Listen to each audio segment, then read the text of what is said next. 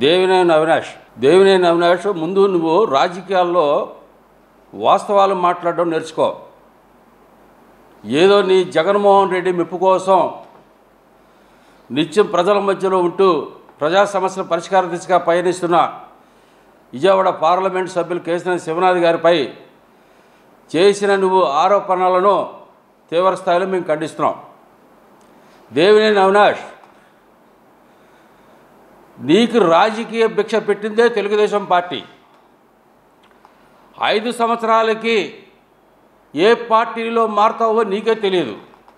అట్లాంటి వ్యక్తివి పార్లమెంట్ సభ్యులు శివనాథ్ గారిని విమర్శించే నైతిక అర్హత నీకు లేదు.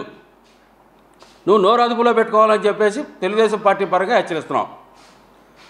వాస్తవాలు మాట్లాడుకోకుండా చంద్రబాబు నాయుడు గారు ఈ రాష్ట్రాల్లో ముఖ్యమంత్రిగా చేపట్టిన నాటి నుండి జగన్మోహన్ రెడ్డి కానీ మీరు మీ చెంచాగాళ్ళు కానీ పార్టీల ద్వారా చంద్రబాబు నాయుడు గారు చేస్తున్న అభివృద్ధి కార్యక్రమాల మీద, రాష్ట్ర ప్రభుత్వం చేస్తున్న అభివృద్ధి కార్యక్రమాలు విషపు జల్లు జల్లుతున్నారు తప్ప వాస్తవాలకు ప్రజలు తెలియజేయట్లా మీరు.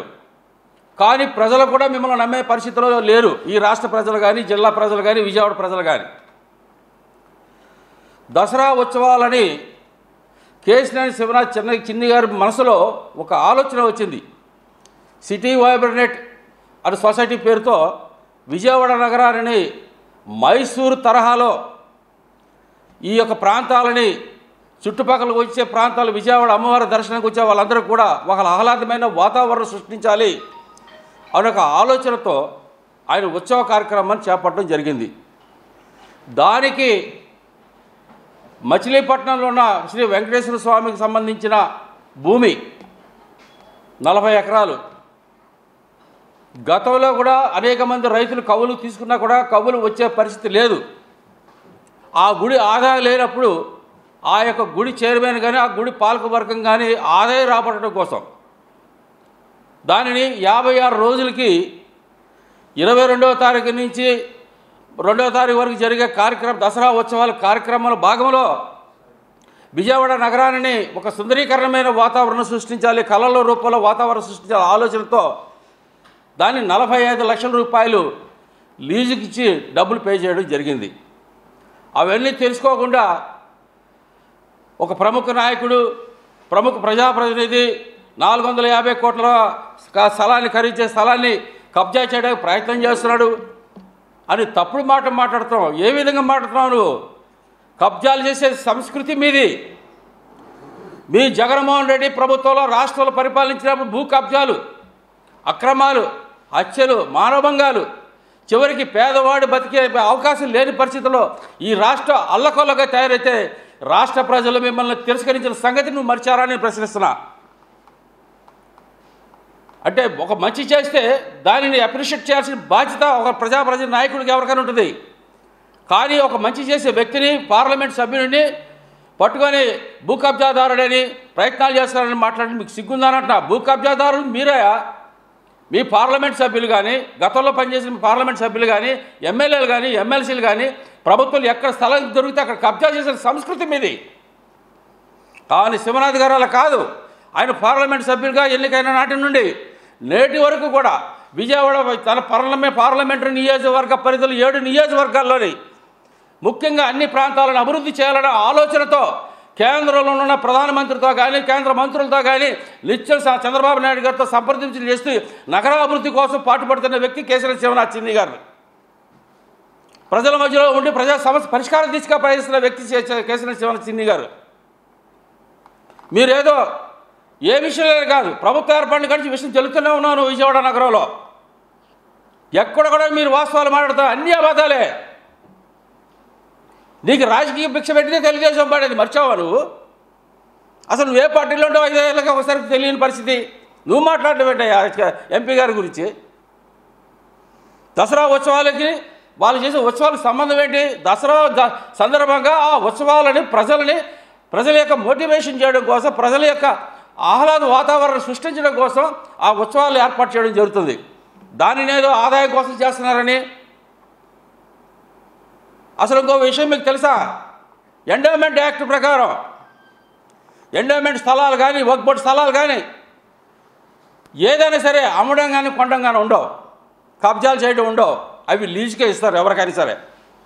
ఆ లీజ్ పర్పస్ మీద అది నువ్వు తీసుకోవచ్చు, ఇంకోళ్ళు తీసుకోవచ్చు, ఎవరైనా తీసుకోవచ్చు.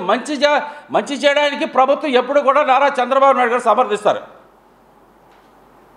మీ హయాంలో, జగన్మోహన్ రెడ్డి హయాంలో అధికారులు ఐఏఎస్లు కానీ ఐపీఎస్లు కానీ వాళ్ళ విజయవాడ సబ్ జైల్లో మొక్కుతున్నారు వెళ్ళి. అంతకంటే సిగ్గుచేటే ఉందా? ప్రభుత్వానికి ఒక మంచి చేస్తే ప్రభుత్వం సమర్థించడం తప్ప మీరు ఏ రోజు సమర్థించరా?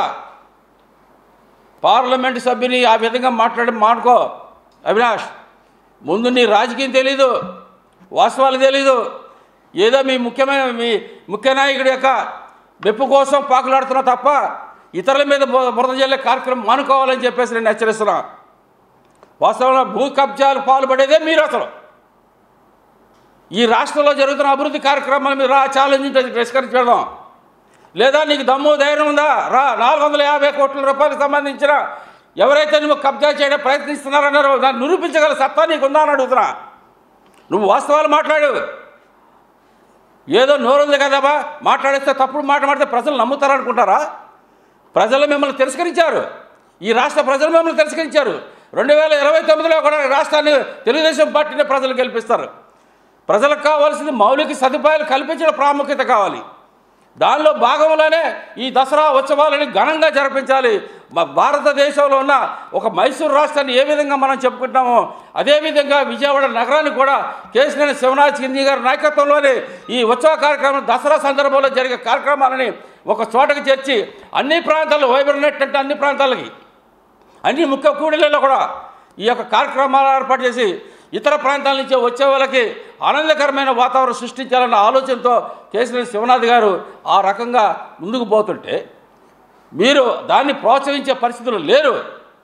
మీరు ఏ మంచి పని చేసినా అది తప్పుగానే చెప్తున్నారు తప్ప కానీ ఇది మంచి పని అని మాత్రం మీ నోటమ్మట ఈ సంవత్సరాల కాలంలో ఎక్కడో కూడా మీరు ప్రజలతో మాట్లాడిన సందర్భాల్లో.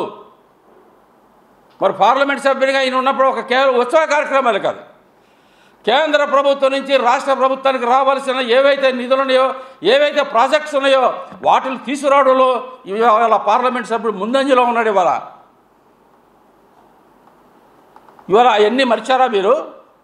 మీ హయాంలో జరిగినాయి, మీ హయాంలో విజయవాడ నగరాన్ని పట్టించుకున్నారా? మీ హయాంలో దసరా ఉత్సవాల గురించి ఏమైనా పట్టించుకున్నారా? అమ్మవారి గుడిలో వెండి సింహాలు దొబ్బితే అవి ఎవరు దొబ్బుకెళ్ళారో కూడా తెలియని పరిస్థితుల్లో మీ ప్రభుత్వం ఆనాడు ఉంది. దాని మీద అసలు ఇన్వెస్టిగేషన్ చేసి అసలు ఎవరు చేశారని కూడా కనిపెట్టలేని పరిస్థితుల్లో మీరున్నారు. మీరు దొంగలయ్యండి, మీరు దొంగతనాలకు పాల్పడి వాటిలో అమ్మవారి గుడినే సింహాలను కాజేసిన వ్యక్తులు మీరయ్యండి.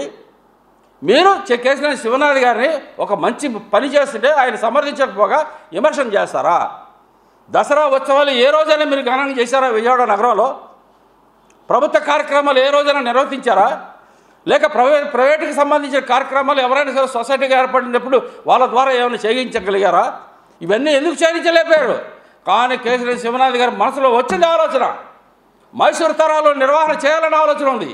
ఆ ఉద్దేశంతోనే ఆయన కార్యక్రమాలు చేపట్టారు తప్ప ఆ స్థలాన్ని కబ్జా చేయాలనే ప్రయత్నం చేస్తుంది మీరు. మీలాంటి వాళ్ళు చేస్తారు ఆ కబ్జా ప్రయత్నాలు. 56 రోజులకి లీజుకి డబ్బు కూడా కట్టున్నారు ఆల్రెడీ. అవన్నీ తెలుసుకోకుండా నోటుకు వచ్చినట్టు మాట్లాడడం మంచి పద్ధతి కాదు. అవినాష్ గారు, మీరు నోరు అదుపులో పెట్టుకోండి. మిమ్మల్ని ప్రజలు తిరస్కరించారు. మీ మాటలు విజయవాడ నగర ప్రజలు నమ్మే పరిస్థితులే లేదు. కేశినేని శివనాథ్ గారిపై చేసిన మీరు వ్యాఖ్యల్ని వెంటనే ఉపసంహరించుకోండి. అంతేగాని నోటుకు వచ్చినట్టు మాట్లాడబాకండి. మీరు ఇంకో మాట అన్నారు, నగరంలో ఉన్న ప్రజలందరూ పెద్దలందరూ కలిసి దానిని ఆ కార్యక్రమం అడ్డుకుంటానని అన్నారు. నీకు దమ్ము ధైర్యం ఉంటే అడ్డుకో. మంచికి సపోర్ట్ చేస్తారో చెడుకి సపోర్ట్ చేస్తారో విజయవాడ నగర ప్రజలు నిర్ణయిస్తారు. మీరు ఎప్పుడెప్పుడు దాచుకోవడం తప్ప ఏ రోజైనా అభివృద్ధి మీద కానీ లేకపోతే ఇట్లాంటి సంక్షేమ కార్యక్రమాల మీద కానీ లేకపోతే ఇట్లాంటి సాంస్కృతిక కార్యక్రమాల మీద ఏనాడని మీరు దృష్టి పెట్టారా? ఇవాళ మీరు మాట్లాడుతున్నారంటే నాకు అర్థం కాదు. మీ ఎమ్మెల్యేలు ఎంపీలు మరి గత ప్రభుత్వం చేసి తప్పుల మీద నువ్వు ఎందుకు మాట్లాడలేకపోయావు? మరి దేవాదాయ భూములు ఎన్ని కబ్జా చేశారు మీరు? ఆ రోజు ఎందుకు మీరు మాట్లాడలేకపోయారు? ఇవాళ ప్రభుత్వ పరంగా చట్టపరంగా లీజుకి తీసుకుంటే దాన్ని కబ్జా ప్రయత్నాలు చేస్తున్నారంటావా? ఎందుకంటే మీరు కబ్జా చేసేవాళ్ళు కాబట్టి మీకు 24 గంటల ఆ మాటే వస్తుంది. దేవినేని అవినాష్ వాస్తవాలు మాట్లాడు, అబద్ధాలు మాట్లాడబాకు, ప్రజలను నమ్మరు, నిన్ను తరిమి కొట్టే పరిస్థితి తెచ్చుకోవద్దని చెప్పేసి తెలుగుదేశం పార్టీ పరంగా మేము హెచ్చరిస్తున్నాం.